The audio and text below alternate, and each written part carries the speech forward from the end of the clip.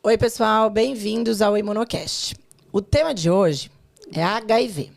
O HIV marcou profundamente os anos 80 e 90, uma época de medo, preconceito e muita desinformação.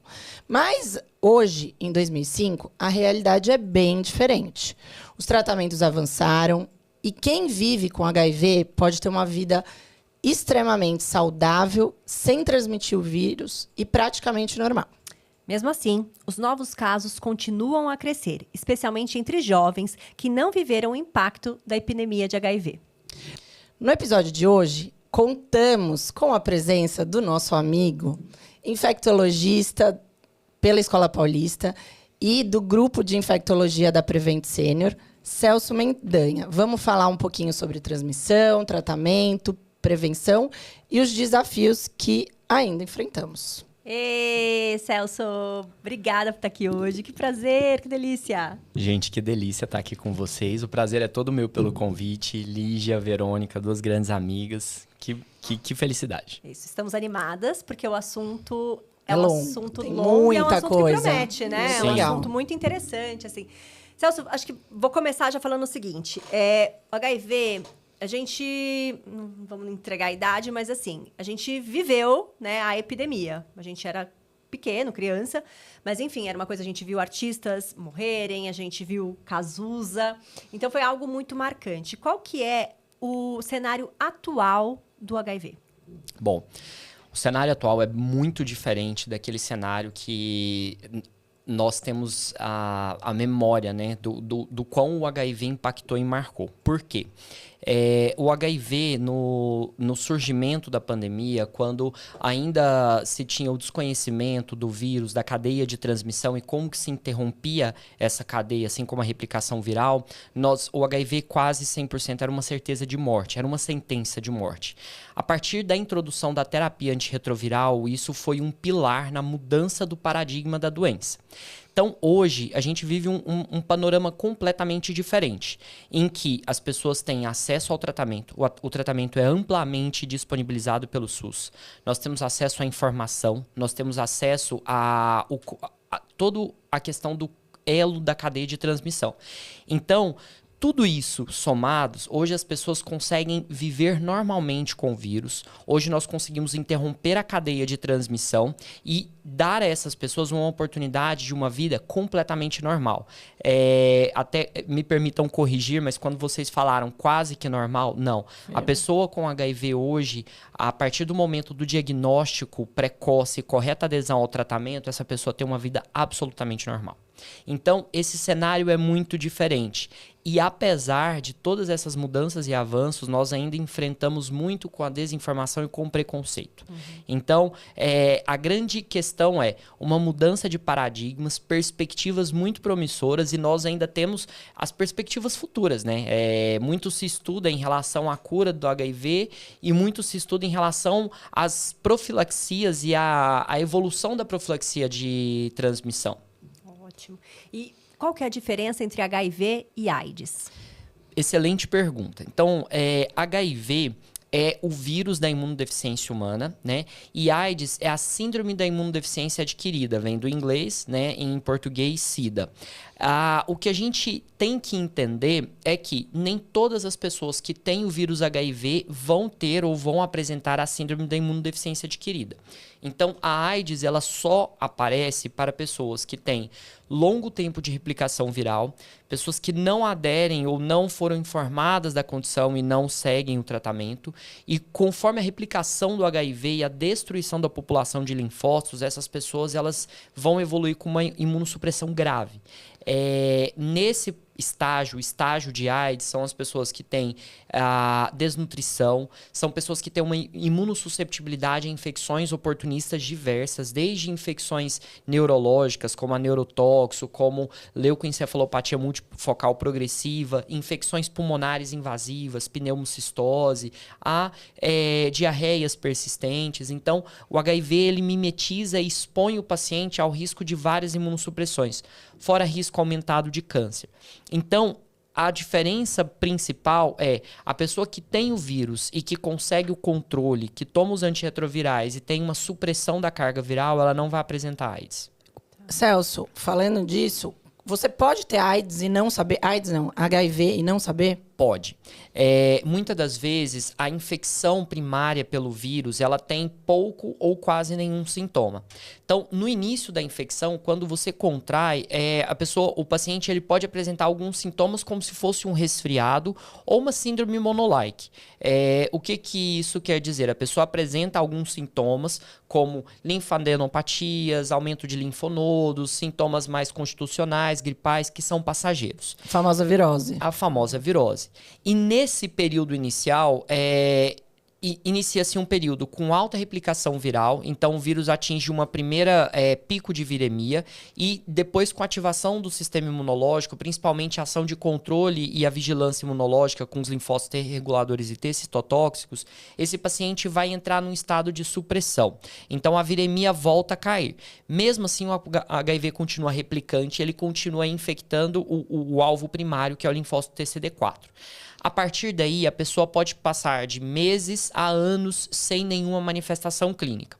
O que diferencia esse paciente que vai evoluir por longos anos de viremia subclínica, ou seja, ele não tem nenhuma manifestação clínica, não adoece, são fatores individuais, fatores constitucionais de cada paciente, e o tempo que esse paciente vai levar para desenvolver a infecção vai variar desses fatores constitucionais, do estado de saúde, da população linfocitária que esse paciente tem. Então, muitas das vezes o paciente ele pode não ter nenhuma manifestação clínica, passar longos anos com viremia replicante e não saber. Ele só vai saber quando ele faz os exames Quais diagnósticos. São os exames? Perfeito. Hoje a gente tem os exames teste rápido, né, que está amplamente disponível no SUS, no SAIS, os centros de referências em testagens. Você tem também ações sociais que disponibilizam os testes rápidos. Os testes rápidos podem ser de sangue ou saliva e na maioria das vezes são testes auto-aplicáveis. O usuário pode pegar, como por exemplo a Parada Gay em São Paulo, que é um evento que mobiliza muitas pessoas, principalmente LGBT, QIAPN+. Essas pessoas elas têm acesso, por exemplo, ao teste de saliva. Elas podem fazer o teste na rua mesmo ou oferecer para o parceiro. Nós temos os testes sorológicos convencionais no laboratório. Hoje a gente já tem ELISA de 4ª geração. E contrariando alguns mitos de antigamente, as pessoas tinham a temida janela imunológica, né? Você contrair o vírus e você ter um tempo até que o teste seja positivo.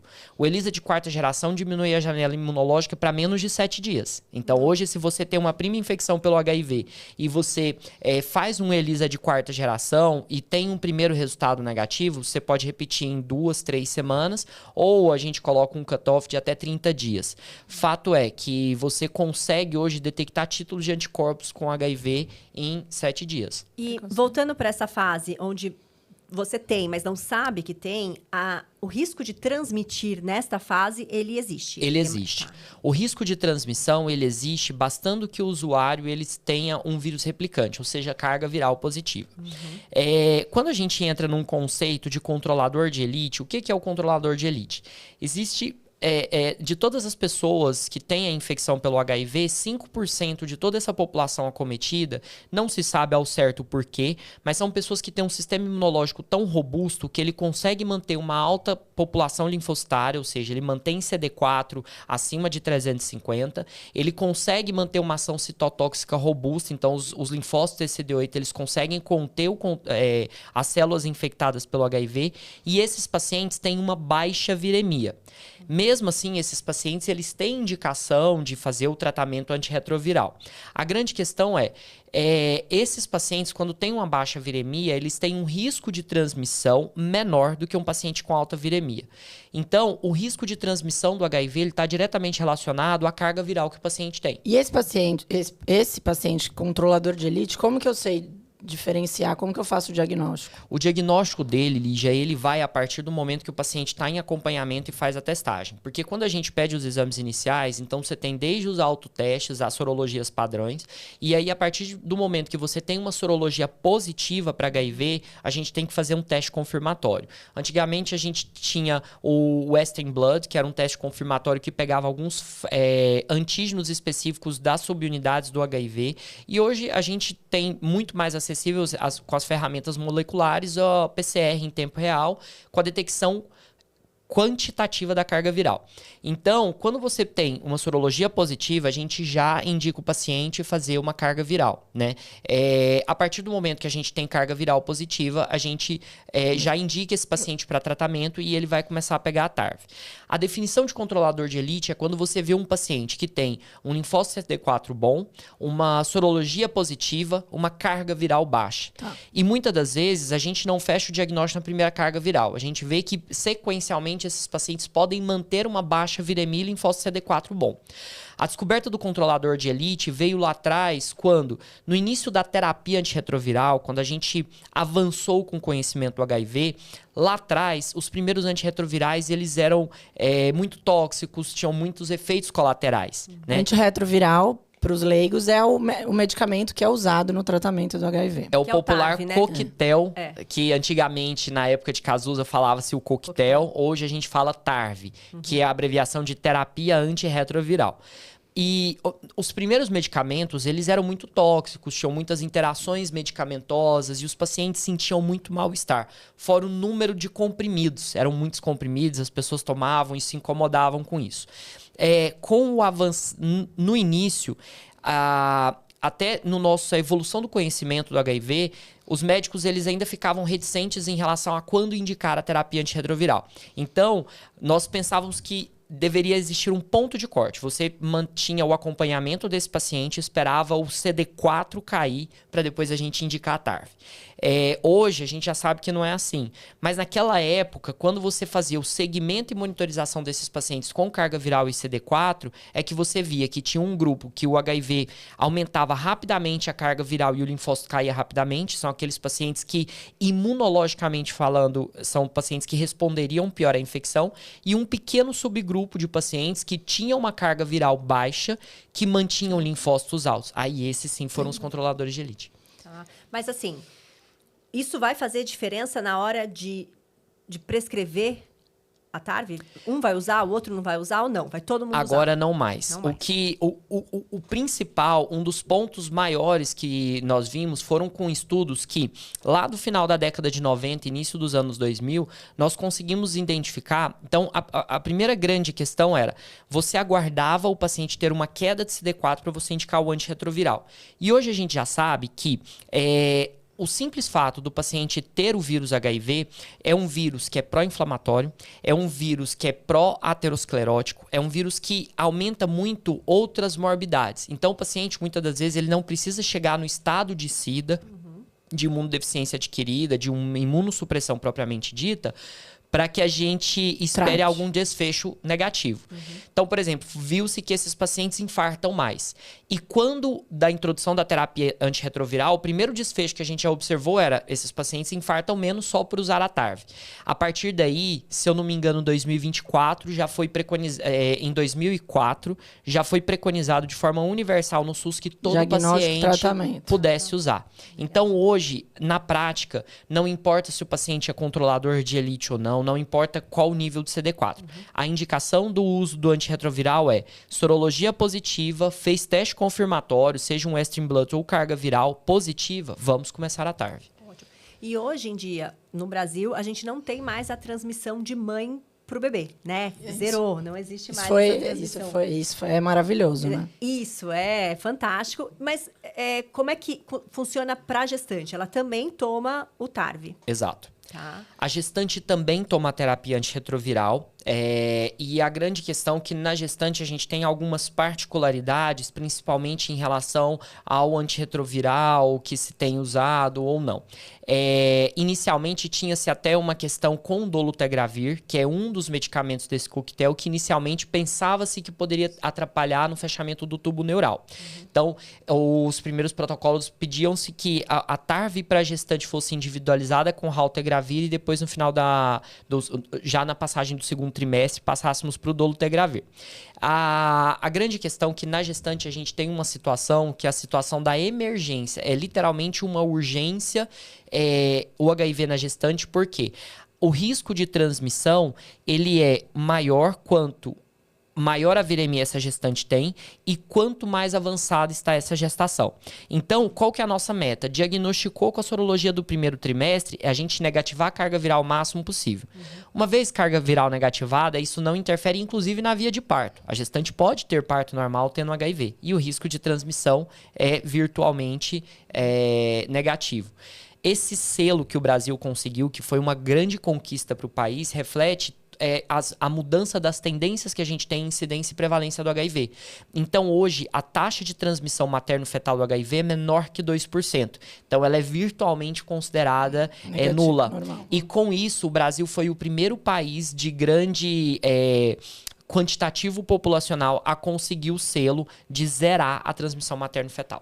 E falando de transmissão, como que o HIV é transmitido? A gente sabe que tem muito mito. Antigamente, eu acho que hoje menos, hoje as informações, né, são mais acessíveis, mas ainda existe muito o mito da forma de transmissão. Como que são as principais formas de transmissão, tirando aí da gestante? Bom, então a gente tem a transmissão materno-fetal, né, que foi a primeira que a gente falou. A forma de transmissão básica do vírus é via contato com fômites ou carreadores de sangue ou fluidos corporais, como esperma, secreção vaginal. Então nós temos a via de transmissão sexual, a via de transmissão parenteral com compartilhamento de agulhas, seringas ou acidentes de trabalho. Né? O HIV já foi detectado títulos de carga viral, mesmo que virtualmente inexpressivas, em saliva, em suor, em lágrimas, só que não há a documentação de infecção por transmissão dessas formas. E isso é muito importante salientar para as pessoas que HIV não se transmite usando o mesmo copo, compartilhando, por exemplo, de guardanapos, de copos, de canudos, não se transmite pelo beijo, não se transmite pelo abraço. O HIV se transmite em contato sangue-sangue ou contato sexual direto desprotegido, por causa das microfissuras e lesões de barreira e de mucosa. Tá.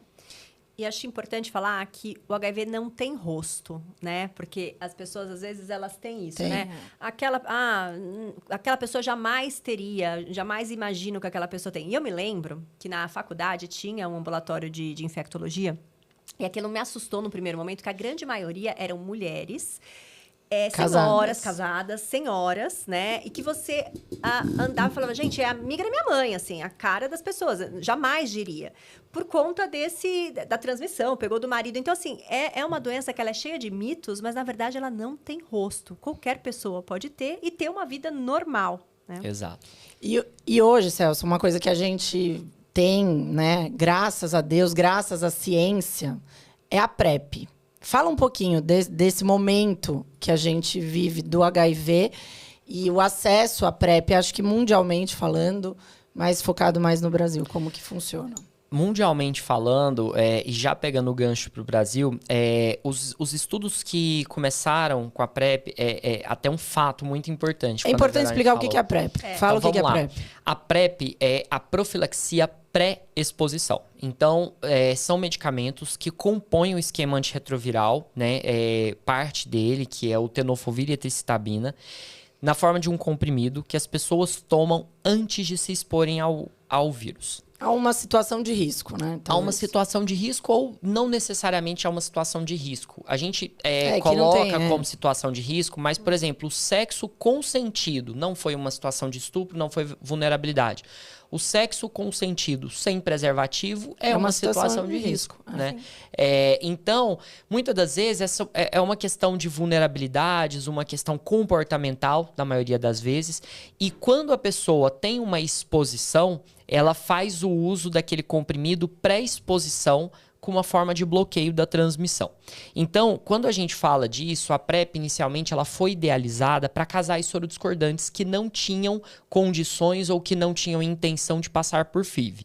Então, a primeira grande idealização da concepção desse comprimido é: eu consegui oferecer para o homem ou para a mulher, se um é HIV positivo e outro não é portador do vírus, para que eles pudessem usar e manter relações sem preservativo e haverá concepção, né? A grande questão é que os estudos preliminares, eles mostraram que a PrEP tinha uma cobertura menor para mulheres cisgênero, mulheres que mantinham sexo com homens por causa de uma menor concentração de tenofovir na mucosa vaginal. Depois viu-se que essa relação, a relação de proteção era maior para homem, sexo homem, por causa da concentração do tenofovir na mucosa anal e principalmente mulheres trans. Então, quando essa PrEP foi idealizada, os estudos começaram primeiro, principalmente Europa e Estados Unidos, a PrEP foi lançada e depois ela foi adquirida e distribuída de forma universal no Brasil em 2017. Então, hoje a gente já tem estudos que mostram uma redução significativa das taxas de incidência que é proporcional aos estados onde existe maior distribuição e capilarização de PrEP. E nisso a gente traz uma ressalva para São Paulo, que é o estado da federação com maior capilarização, ou seja, maior oferta de PrEP nos serviços e a facilidade do usuário de poder pegar PrEP. Hoje em dia, em São Paulo, o usuário ele consegue, seja num CRT, seja num atendimento... Que é CRT? CRT são centros de referência em testagem, serviços que têm médicos, enfermeiros e até farmacêuticos que são especialistas em dispensação de PrEP para avaliar a questão de integração do usuário, fazer a sorologia inicial para descartar que ele tem um HIV e uma vez que sejam sorologias negativas e o usuário tem intenção de fazer uso, ele pode ir buscar a PrEP. Então, aqui em São Paulo, você consegue pegar a PrEP, por exemplo, na linha do metrô. É isso que eu ia te perguntar. Existe uma burocracia para se pegar? Então, assim, qualquer pessoa pode ir lá, né, e falar, quero usar, enfim... Ou não? Tem alguma regra, alguma, né, assim, não, ó, você tem uma situação de risco. Cadastrar. Sim, que não existe uma situação de risco, mas enfim, tem alguma regra que precisa ser preencher o formulado? Precisa. Antigamente, quando do início do programa de PrEP, nós pensávamos assim, a PrEP é só para os grupos de risco. E hoje em dia, você rotular, por exemplo, o homem sexo homem, que mesmo que tenha uma situação em que ele não seja um profissional do sexo, não compartilha seringas, mas é uma pessoa que mantém relações sexuais, às vezes com parcerias múltiplas, e daí a gente tem até uma questão totalmente social comportamental. Hoje em dia, a pessoa é casada e ela tem um casamento com maior fluidez, os relacionamentos abertos. E dentro disso, ainda assim, você tem usuários que possam ser elegíveis para a PrEP.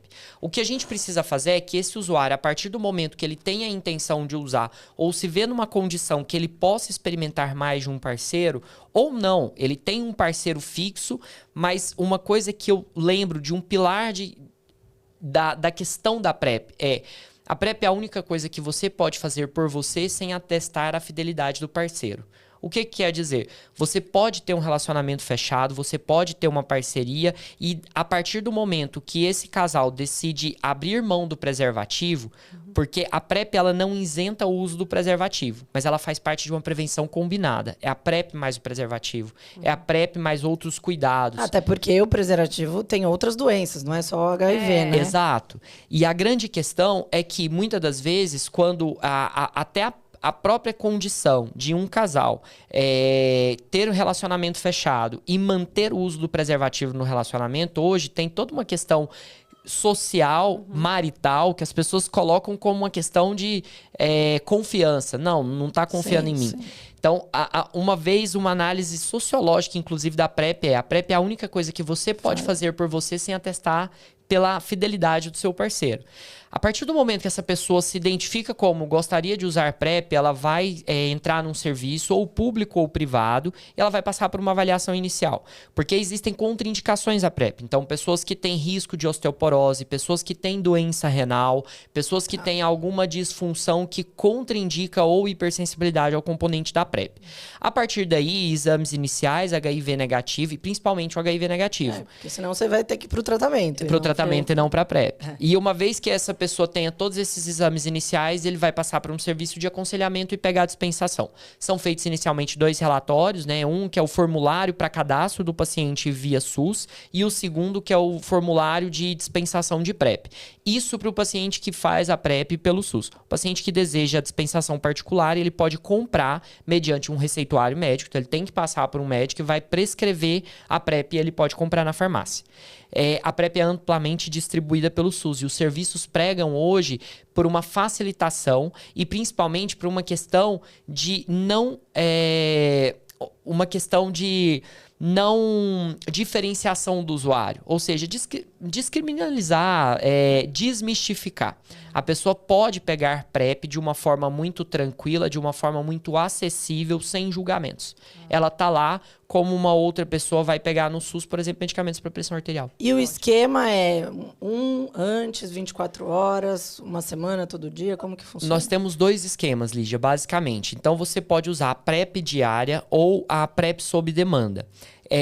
Quando o SUS integrou a PrEP, o primeiro esquema estudado e desenvolvido seria a PrEP diária. Então, as pessoas tomavam 2 comprimidos antes do início da PrEP, do início da relação sexual, para que você objetivasse um maior nível sérico da medicação na corrente sanguínea e depois um comprimido todos os dias. A PrEP diária, ela foi o primeiro esquema estudado e ele mostrava que quando você toma todo dia e o medicamento mantém um nível sérico, você pode estar livre para ter relação sexual a qualquer momento sem planejamento. Posteriormente veio um grupo grande na França, um estudo chamado Hypergay, de comportamentos sexuais e principalmente hábitos entre homens com sexo homem na França. E a partir do estudo de validação da PrEP, Hypergay, eles começaram a fazer um braço sobre e se um subgrupo desse tomasse uma PrEP sob demanda, ou seja, homens que tinham uma baixa frequência de relações sexuais, que tinham relações sexuais muito esporádicas. Valeria a pena ele tomar um comprimido todo dia? Talvez não. Então, o estudo objetivou para aquele grupo que ele tomasse 2 comprimidos 2 horas antes da relação sexual, 24 e 48 horas depois. Então, as taxas de proteção de PrEP foram até superiores às outras do esquema diário. Porque o sob demanda é melhor? Não. Porque o esquema diário, muitas das vezes, a pessoa vai tomando todo dia, tem aqueles que esquecem, tem aqueles que tomam em horários errados. E quando você tem essa questão da programação da relação sexual, você já sabe que vai ter um date, você vai ter um encontro e tal, você se programa para aquilo. Então, hoje, o Ministério da Saúde adota esses 2 esquemas e no formulário de prescrição de PrEP eu consigo discriminar, colocar lá se esse usuário ele vai ser elegível para modalidade sob demanda ou contínua. E claro que essa é uma decisão que ela é tomada de forma compartilhada com o paciente.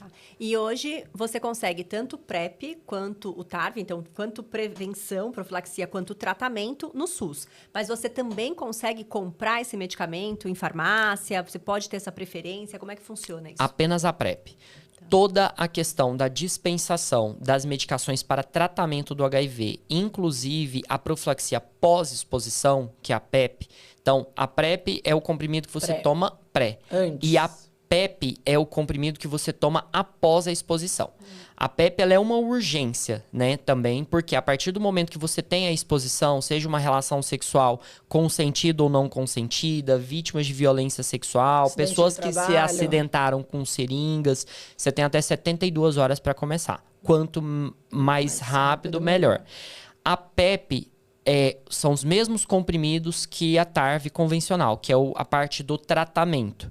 Então, quando a gente fala em PrEP, você consegue, com a prescrição, comprar numa farmácia. Agora, a parte terapêutica do HIV, que são os antirretrovirais convencionais, ou a PEP, que são os antirretrovirais do esquema básico, mas para pós-exposição, todos eles fornecidos integralmente pelo Ministério da Saúde. Não existe esquema de compra e o Ministério da Saúde ele tem não só a questão da produção, distribuição desses medicamentos. Então, as farmácias não têm acesso. Isso é legal, porque é também tira aquele cenário de que só quem tem dinheiro, só quem pode comprar, que era o que acontecia antigamente. No começo, na epidemia mesmo, lá nos anos 80 e 90, só sobrevivia, quer dizer, nem sobrevivia, mas enfim, tinha uma sobrevida maior quem conseguia sair do Brasil, tentar uma terapia fora. E aqui a gente hoje vive de igual para igual, não tem mais essa discriminação. De igual para igual. Né? E outra coisa muito importante, Verônica, principalmente que a partir do momento que toda essa questão logística ela é fornecida, ela é controlada e distribuída pelo Ministério da Saúde, existe também uma questão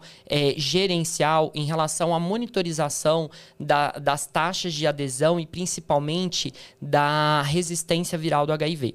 Porque, veja bem, pacientes que tomam a TARV num esquema de administração errático, toda vez que você vai num centro de dispensação, numa farmácia especializada e você retira essa TARV, a gente tem um fichamento desse paciente dentro de um sistema operacional chamado Ciclone.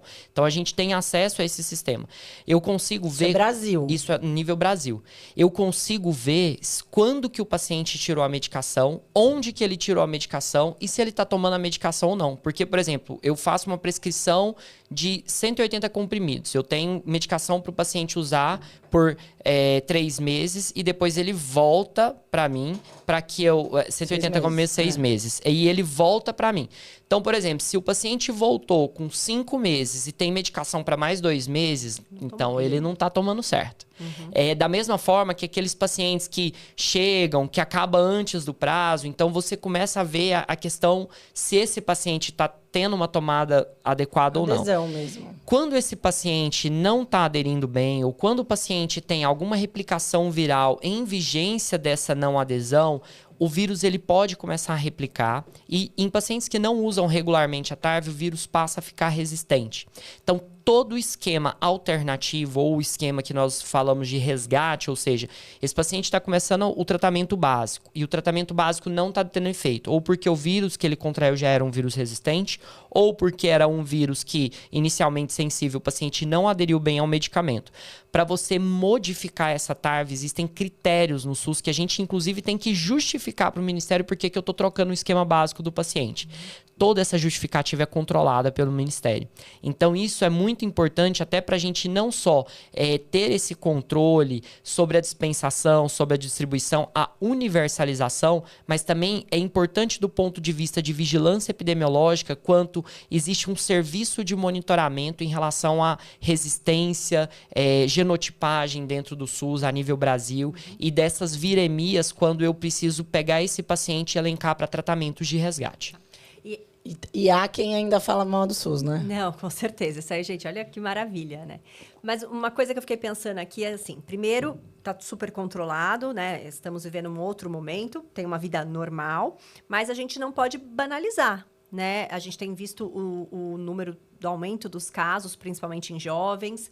E, como você falou, você pode ter uma resistência ao uso do medicamento. Então, acho que ainda tem que ter, não é medo a palavra, mas eu acho que a gente tem que ter um cuidado. Consciência. Consciência, exato. A palavra, para mim, que define nós temos que ter consciência. O que acontece muito é que nós viemos de uma geração ali da década de 80 e 90 em que HIV era sinônimo de morte. Esses pacientes, eles foram completamente marginalizados da sociedade. Quando a gente fala nesse panorama, a gente via que as pessoas, o HIV, ele carrega um estigma social muito pesado. Então, as pessoas que viveram dessa época, que foram literalmente sobreviventes, são pessoas que posteriormente tiveram acesso à TARV, tiveram acesso aos antirretrovirais, conseguiram tratamento. Algumas chegaram aos dias atuais envelhecendo com saúde, algumas outras não, com sequelas, com questões mesmo por causa do tempo de viremia ou das intercorrências dos antirretrovirais iniciais. Nessa questão, essas pessoas inicialmente elas trouxeram e carregaram todo o estigma. A partir da mudança de paradigma e dessa mudança de panorama com a introdução de terapia antirretroviral, você conseguia controlar a viremia. E muitas das vezes é o que você falou, Verônica, as pessoas, o HIV ele não tem cara. Então, ele não tem essa distinção. Não dá para você olhar para alguém numa mesa de bar, numa balada e falar, esse aqui eu vou transar com cuidado ou não. Não tem. Exato. E aí a grande questão é que, a partir do momento em que a gente já partiu de uma época onde o HIV era completamente discriminatório, promovia uma exclusão social, a um ponto de vista em que a ciência avançou e que você consegue tratar e negativar uma carga viral sem ter completa noção, a gente começa a ter uma questão da frouxidão ou da relativização dessa consciência em relação ao cuidado. Associado a isso, a gente tem alguns outros padrões que são comportamentais e eu acho muito importante serem falados, porque dentro dos padrões hoje da sociedade, nós temos, por exemplo, depois da década de 90 nós vivemos a revolução sexual, depois da década de 90 nós tivemos uma questão principalmente do empoderamento feminino em relação ao uso do anticoncepcional. Então, todas essas questões, elas trouxeram mudanças sociológicas importantes no comportamento sexual, onde pré-década de 80, década de 40, 60, 70, a mulher, por exemplo, ela era completamente submissa ao homem e ela não poderia falar abertamente de sexo. Hoje em dia a gente vive numa sociedade que as mulheres falam abertamente de sexo, os homens falam abertamente de sexo, independente se é homem gay, se é homem hétero, ou mulher gay, mulher hétero, cis, transgênero. Essa não é uma exploração, como se diz, esse empoderamento da vivência sexual, hoje ele é socialmente mais difundido, mais aceito. Então, a partir daí, a gente começa a ter uma questão em que as pessoas, elas falam de sexo, elas vivem sexo mais abertamente, mas, por outro lado, a gente traz essa questão de que, muitas das vezes, banaliza-se o sexo e a fluidez das relações. É normal você estar com uma pessoa hoje, sair, transar com alguém, amanhã você está transando com outra pessoa, e esse comportamento ele é mais expressivo nos grandes centros urbanos, São Paulo, Rio, Brasília. Então, isso acontece muito. A partir daí, a gente tem toda uma outra mudança de comportamento que isso também traz uma mudança de reflexão em relação às pessoas minimizarem o risco ou relativizarem essa consciência da contração. Porque hoje é muito fácil o acesso, é muito fácil o tratamento e talvez as pessoas acabam relativizando essa questão. Então, esse aumento da incidência de HIV, principalmente nos casos dos jovens entre os 15 aos 24 anos, é uma faixa etária principalmente que a gente tem toda essa faixa etária que, primeiro, fala e vive o sexo mais abertamente, e uma geração, toda uma mudança geracional, quando a gente fala até na geração Z, que é uma geração que é muito mais despreocupada com certas questões, com certos fatores de risco. Às vezes é uma geração muito mais vulnerável a certos comportamentos. Então, a partir daí você consegue ver esse reflexo que é uma população que é muito mais susceptível. E por isso, talvez os programas de prevenção combinada, a PrEP, começam a avançar para essa população. Não que eu preciso fazer uma ressalva aqui. Não é que nós estamos fazendo apologia para que a PrEP substitua o preservativo. Ela faz parte de uma prevenção combinada. E a grande questão que, com o advento da PrEP, principalmente, ela veio a manifestar uma questão de que existem pacientes, existem usuários que não vão usar o preservativo, com ou sem a PrEP.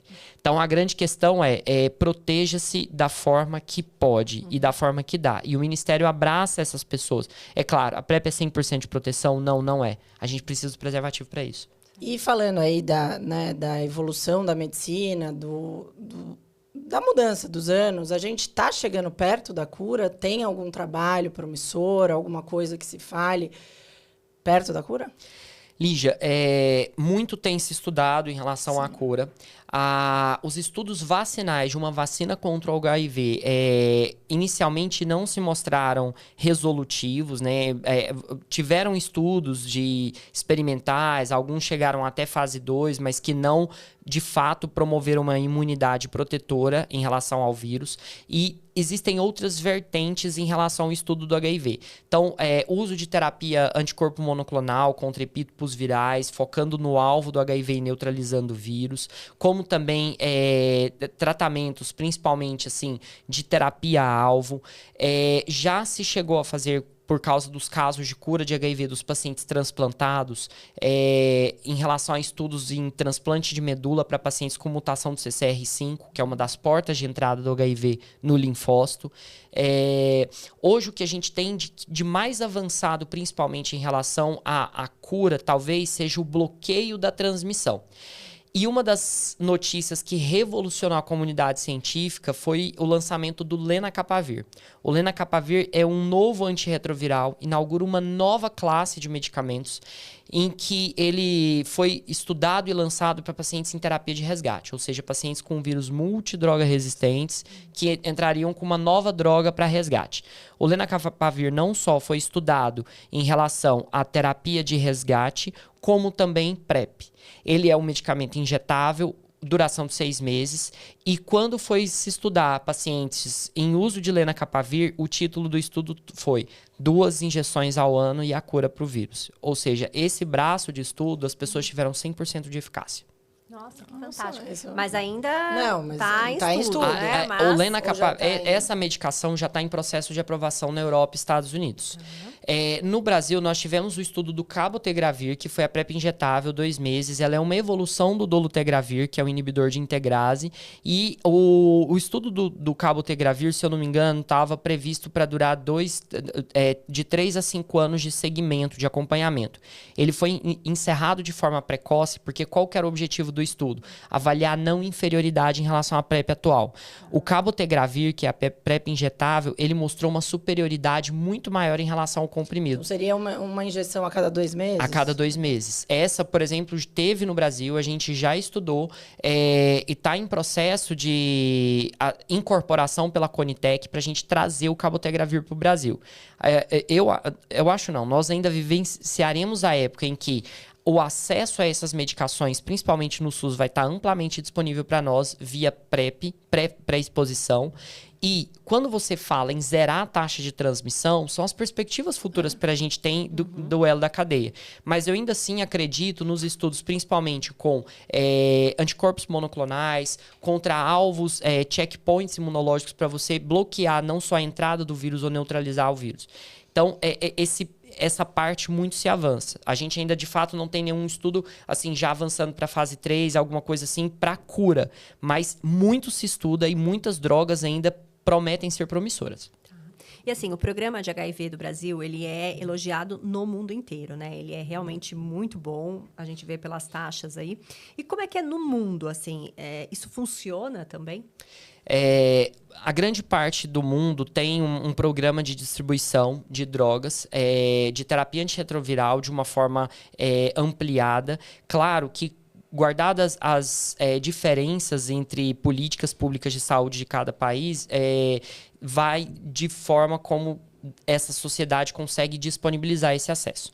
Então, numa forma de política pública, é muito mais fácil, muito mais custo-efetivo o governo bancar esse tratamento do que ele seja feito de forma particular, onere o usuário e aí você aumenta a cadeia de transmissão.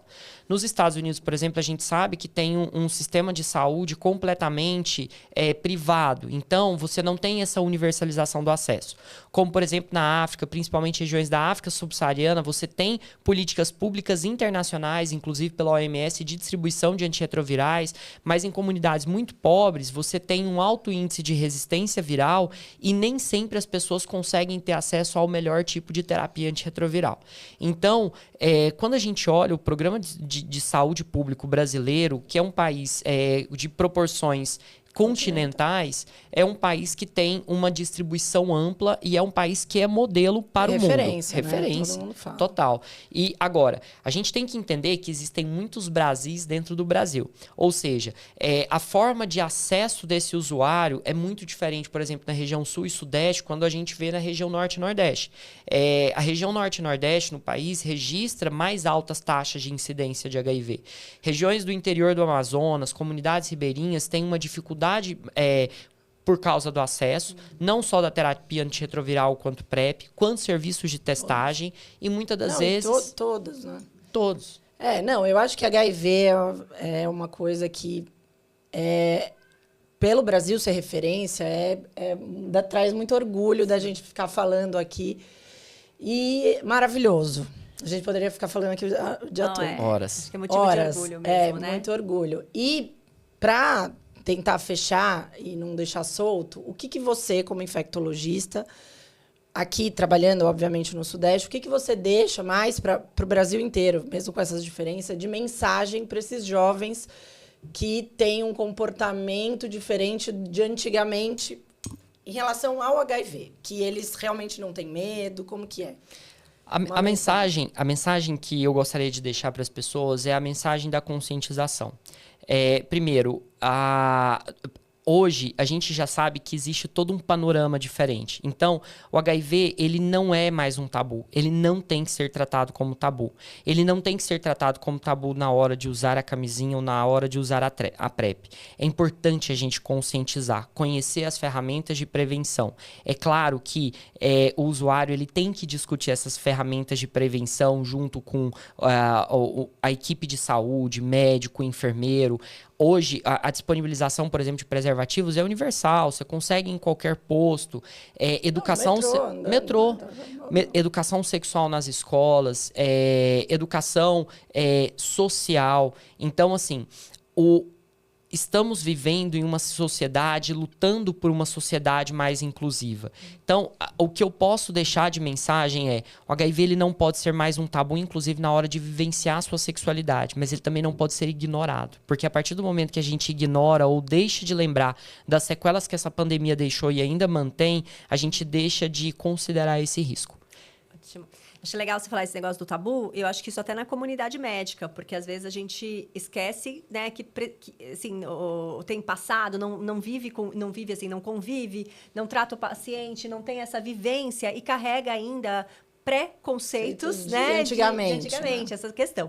E aí, eu acho que é isso. A gente tem que ir se atualizando, conhecendo, é uma longa jornada e né, isso é importante pra gente como médico também. Uma coisa que você falou, eu trabalho numa grande rede operadora de saúde, de serviços de saúde para uma população sênior, né? Uma população idosa. Esse preconceito que a classe médica carrega, isso se reflete, inclusive, quando você olha para o idoso e você não considera que ele entrou no hospital e que você tem que pedir uma sorologia para HIV, porque muitas das vezes as pessoas nem querem levar em consideração o fato de que o idoso também transa. Sim. Então, muitas das vezes, essa desmistificação, a gente derrubar paredes e tabus, como vocês bem falaram, como a gente vê. HIV não tem cara, HIV não tem idade. O HIV ele pode estar, sim, presente em qualquer pessoa que vive sua sexualidade. Não é importante se ela é muito jovem ou se ela já está numa idade mais avançada. Desde que com saúde as pessoas têm que explorar a sua sexualidade, mas ela tem que ser vista de uma forma consciente. Responsabilidade, né? Ai, foi muito bom o assunto hoje. E, Celso, conta pra gente, assim, né, nessa sua jornada de médico, não só de infecto, enfim, mas teve alguma coisa que te marcou, que você, às vezes, que foi importante, né, que foi um divisor de águas aí pra você? Em relação nessa jornada, quando eu entrei na infectologia, né, então eu já entrei na infectologia e eu descobri uma outra infectologia completamente diferente dessa infecto que a gente vivenciava na década aí de 80, 90. Algumas coisas que eu falo que me marcaram, principalmente do que a gente traz de traumas da pandemia de eras passadas. Então, por exemplo, o Serviço de Infectologia da Universidade Federal de São Paulo chamava CCDI. E uma vez eu conversando com o chefe do CCDI, eu perguntei, mas por que todas as casinhas da Unifesp têm as suas ambulatório de imunologia, ambulatório de reumatologia? E aí um dia o nosso chefe falou, porque dentro da Vila Clementino, uma vila de alto poder aquisitivo em São Paulo, você colocar um centro de atendimento com uma placa na porta, centro de infectologia, as pessoas olharem e ver que vão ter pacientes HIV ali, tipo a própria comunidade, os moradores se juntavam. Então, a gente tinha que colocar uma sigla que as pessoas não conhecessem e que CCDI é uma sigla para Centro de Controle de Doenças Imunitárias. Isso foi uma das primeiras coisas que me marcou dentro da minha formação de infecto, e você vê que, mesmo de um passado, isso ainda carrega traumas e carrega estigmas.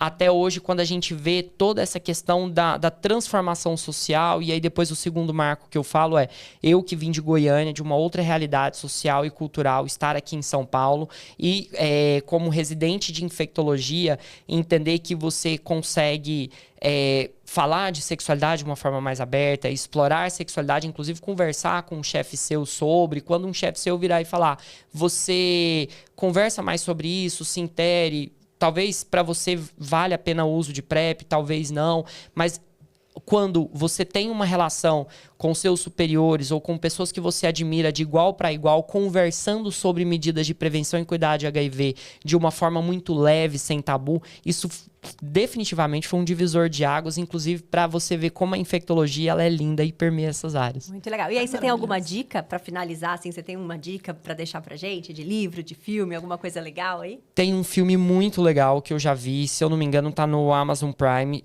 chama How to Survive a Plague. É um documentário que mostra do início da pandemia nos Estados Unidos, num governo de extrema direita, quando os primeiros casos nasceram e o HIV foi chamado de peste branca, né? Era uma peste de homens gays de elite e que promoviam festas, inclusive festas de sexo, e que um governo de extrema direita, conservador, não só não queria entender essa demanda social, mas como tentou em certos pontos suprimir o apoio governamental às indústrias farmacêuticas para desenvolvimento de medicações antirretrovirais.